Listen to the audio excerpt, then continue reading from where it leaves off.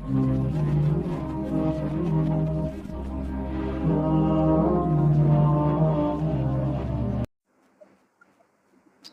علیکم ورحمۃ اللہ وبرکاتہ۔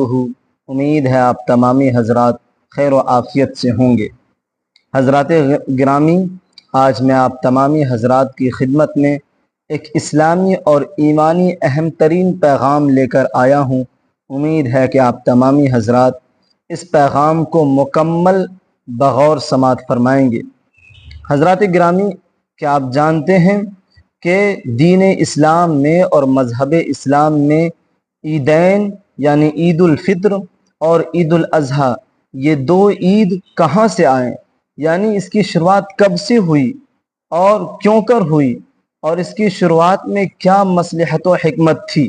اسی سلسلے میں آپ تمامی حضرات کے روبرو چند منٹ لب کشائی کرنے کی جسارت کر رہا ہوں۔ امید ہے کہ آپ میری باتوں کو بغور سماعت فرمائیں گے۔ حضرات، دنیا کی تمام قوموں میں زمانے قدیم سے تہواروں کا رواج اور سلسلہ چلا آ رہا ہے۔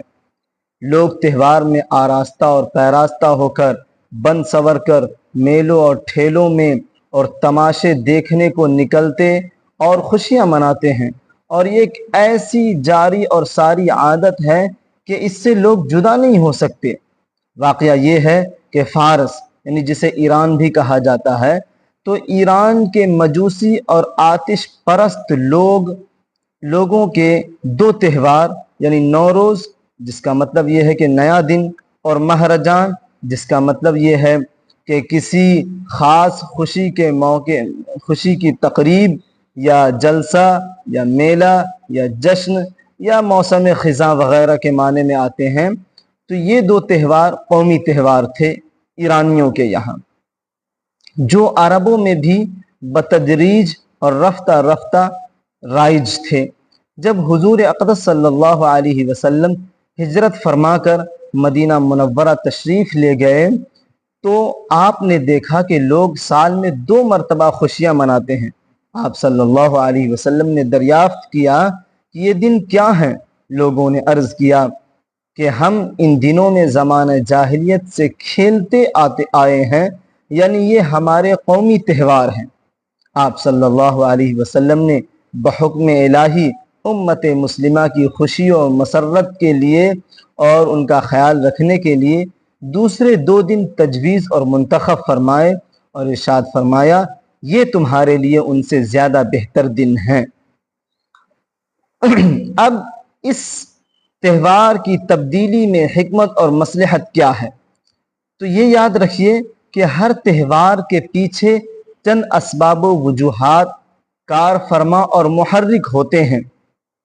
مثلا کسی مذہب کے شاعر کی تشہیر و تبلیغ کرنا، یا کسی مذہب کے پیشواؤں کی ہمنوائی کرنا، رہنماؤں کی ہمنوائی کرنا، یا کسی چیز کی یادگار منانا وغیرہ وغیرہ۔ پس حضور اقدس صلی اللہ علیہ وسلم کو یہ اندیشہ اور فکر لاحق ہوئی کہ اگر کوئی اسلامی تہوار مقرر اور منتخب نہ کیا گیا تو لوگ فطری جذبے سے کسی نہ کسی تہوار کو اپنائیں گے، اور اس سے جاہلیت کے شاعر کی تشہیر اور تبلیغ ہوگی، یا جاہلیت کے بڑوں کا طریقہ رائج ہوگا۔ اسی لیے شریعت نے علاج بالمثل کیا اور مسلمانوں کی خوشی و مسرت کے اظہار کے لیے ایسے 2 دن مقرر کیے جن سے ملت ابراہیمی کے شاعر کی تشہیر ہوتی ہے، اور ان کو صرف تہوار نہیں بلکہ عبادت کے ایام بنا دیا۔ اس طرح کہ خوشی کے ان دنوں میں زیبائش اور آرائش کے ساتھ ساتھ 2 گانے عید ادا کرنے کا حکم دیا، اور دیگر مختلف قسم کی عبادتیں اس میں شامل کی، تاکہ مسلمانوں کا اجتماع تفریحی اجتماع ہو کر نہ رہ جائے، بلکہ اس کے ذریعے اللہ کا بول بالا ہو اور دین اسلام کو فروغ ملے۔ حضرات، اس میں ایک لفظ آیا تھا کہ شاعر کی تشہیر، تو شاعر کا کیا مطلب ہے؟ تو اس کا مطلب یہ ہے کہ کسی بھی روحانی اور معنوی حقیقت کو محسوس کرانے اور یاد دلانے کے لیے خداوند قدوس اور اللہ تبارک و تعالی نے جو چیز علامت اور نشانی کے طور پر مقرر فرمائی ہے اس کو شعیرہ کہا جاتا ہے، اور شعیرہ کی جمع یعنی شعیرتن کی جمع شعائر ہے۔ بس یہی وہ پیغام ہے جو میں آپ کے روبرو اور آپ کی خدمت میں پیش کرنا چاہ رہا تھا، اس امید میں کہ آپ سمجھ گئے ہوں گے کہ یہ عید الفطر اور عید الاضحیٰ کی شروعات کہاں سے ہوئی، کب ہوئی، کس نے کی، اور اس کے کرنے میں کیا حکمت تھی۔ وما علینا الا البلاغ، والسلام علیکم ورحمۃ اللہ۔